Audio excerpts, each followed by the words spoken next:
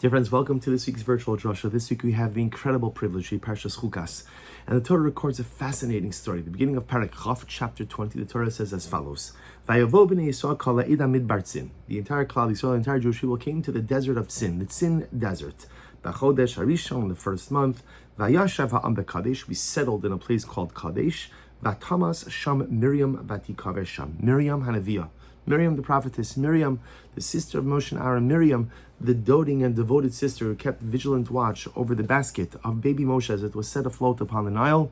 Miriam dies, and she is buried in this place called Kadesh. Okay, the next pasuk, V'lo haya mayim la'eda. There was no water for the Jewish people.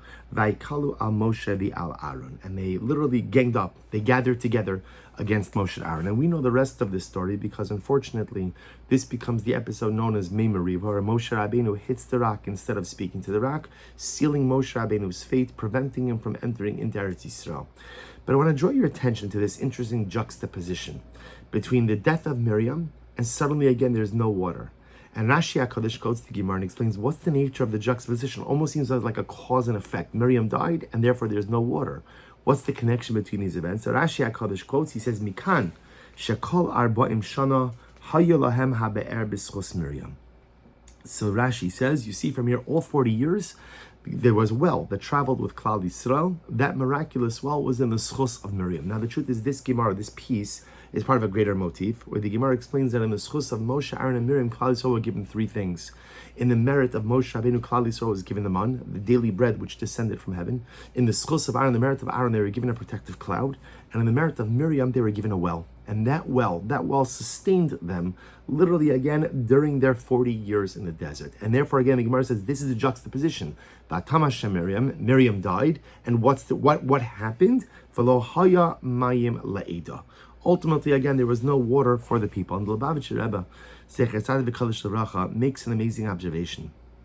The Rebbe says, he says, when I quote this, Shalom Ros, Shebemeshach Arba'im Shana, Lo Yodu B'nei Yisrael B'schus Mi Haisalam Ha'be'er.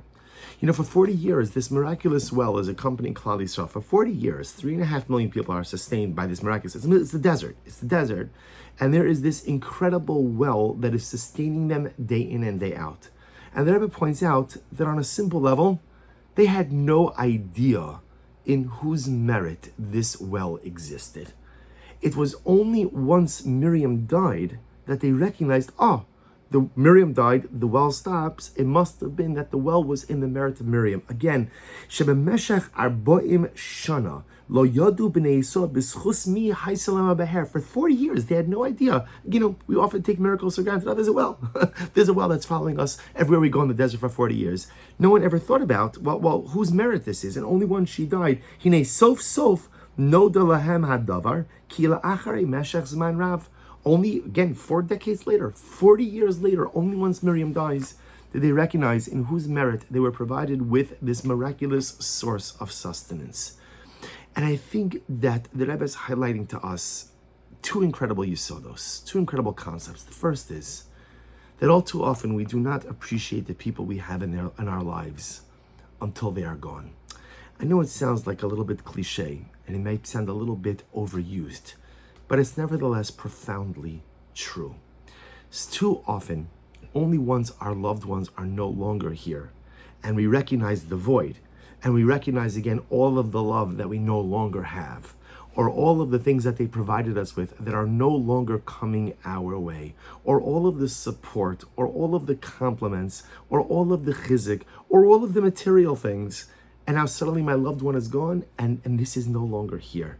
Klal Yisrael had a miraculous well within their midst for 40 years. And they never realized that it was because of Miriam.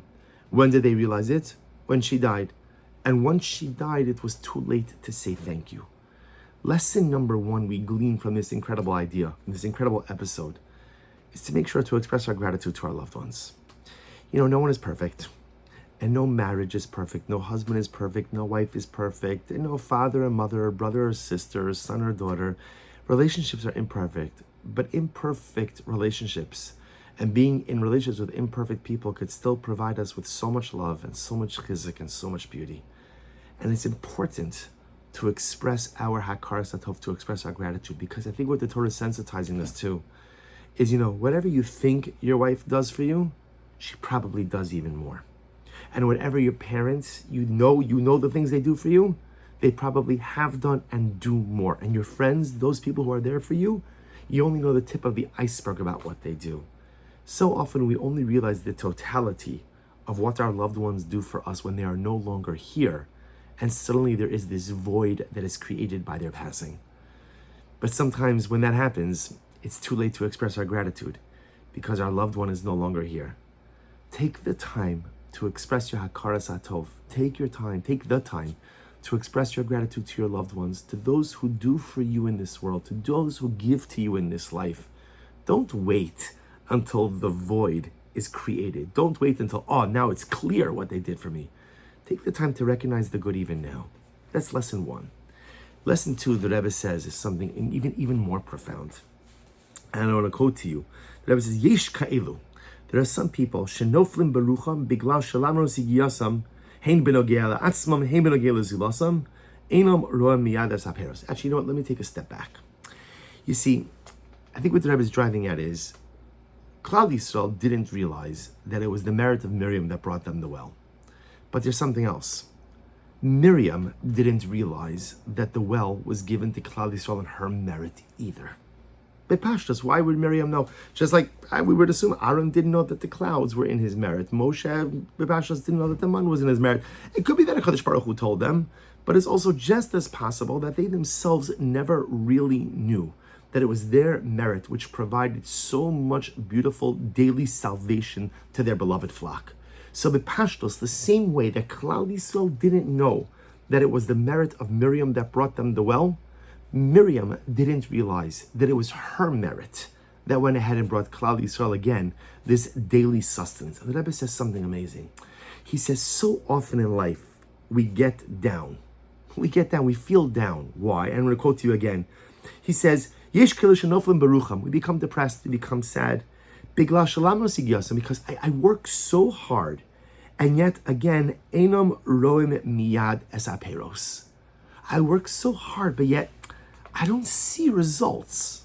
I don't understand what it is that I'm working so hard for. I don't see the peros. I don't see literally the fruits of my labor.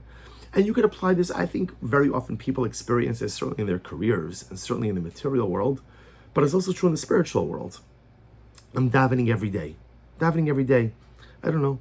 Are my tefillos making a difference? Not making a difference. I'm learning Torah every day. I'm doing chesed. I'm giving tzedakah. Am I moving the needle? And I think for so many of us, this has become an even more acute question during this war, since October 7th, where there is this incredible dichotomy, like this incredible split between the Jews of the diaspora and the Jews of Eretz Yisrael. I don't mean an emotional split, chas v'shalom. I don't mean a relationship split. I mean almost like a responsibility split. That we see again our brothers and sisters put on their uniforms, pick up their weapons, and go out and actively defend Klal Yisrael and Am Yisrael, put their lives on the line, and literally give their lives for the sake of Am Yisrael, Eretz Yisrael. So we're told, we diaspora Jewry, okay, so Baruch Hashem, we have our Torah, we have our Tefillah, we have our Tehillim, we have our Chesed, we have our Tzedakah, and again, we know that these things are more powerful than the most advanced weaponry. We know that. But I think for many of us, there's like this voice in the back of my head that says, but am I making a difference? My brothers and sisters go out into the battlefield and they're actively making a difference. I'm comfortable, I'm fine, I'm safe, I'm secure. Yes, I'm putting in my spiritual avodah and I'm even redoubling my efforts. But am I making a difference? And the reason why that question rattles around my head and plagues so many of us is because it's not like I see the payros. It's not like I see the fruits of my labor. It's not like, okay, so I decided that I'm taking on, to daven with extra kavanah, or to learn an extra 10 minutes, or to give 15% instead of 10% of my income to my, whatever it is. I'm going to be a balch, whatever you're going to take on. It's not like I do it and now, I see a result over here. So I decided to daven with more kavanah, and therefore this happened. I learned more Torah, therefore that happened. I'm a greater Baal Chesed, therefore again, this Jew was saved, that Jew was saved. I don't see it. So the Rebbe says something amazing. You don't think Miriam maybe ever asked herself that question? You don't think Miriam had moments? Everybody has moments where they're wondering, like, Am I living the life I'm supposed to be living? Am I doing the things I'm supposed to be doing? Am I really making a difference in this world? Am I moving the needle? And meanwhile, Miriam didn't even realize that she was providing water. She was providing water. The Ribono Shel Olam was providing the water, but Miriam's zechus, Miriam's merits, were providing water for millions of people every single day. And says the Lubavitcher Rebbe, she might have been totally unaware. And what an incredible message and metaphor for us. Every piece of spiritual activity yields fruit. Every tefillah, even the ones without kavana, help Klal Yisrael. And every little bit of Torah advances our national agenda.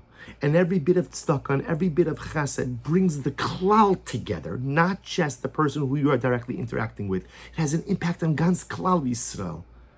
Every single thing we do has an impact, even if you can't see it. Miriam had an impact even though she never knew it, or at least in this area she never knew it. Says Rebbe, that's the message for us. We can't become disheartened when we don't see the fruits of our labor. We can't become disheartened when we don't see immediate results. But we live with the belief that every single thing we do matters. Every unit of dynamic spiritual activity does something not just for me, the performer, but for my entire nation. Everything we do sustains Klal Yisrael. Everything we do helps Klal Yisrael. Everything we do nourishes Klal Yisrael. But I can't point to what I did, what I accomplished. Don't worry. Miriam didn't realize what she did either, yet at the end of the day, she sustained millions. Dear Chevra, we might not see the results of our spiritual activity every day either, but HaKadosh Baruch Hu tells us, trust me, we each sustain millions. We should be Zocheh Meretz Hashem to continue to put in our effort as our brothers and sisters in Eretz Yisrael continue to give their lives and put their lives on the line for the continuity, for the future, for the safety of Am Yisrael and Eretz Yisrael. Let's redouble our efforts. Let's continue to do more. We don't have the luxury of becoming fatigued with this ongoing battle. We have to continue to fight, continue to do, continue to work. And just like Miriam impacted Klal Yisrael in ways that she never knew, maybe Zocheh Meretz Hashem to impact Klal Yisrael in ways that we can see, and rejoice in the fact that we will help our people in so many other ways that maybe we'll never see and we'll never know. The schuyos of Miriam sustained Klal Yisrael, and may we be Zocheh Meretz Hashem to do the same. Wishing everyone a good Erev Shabbos and a beautiful Shabbos Kodesh.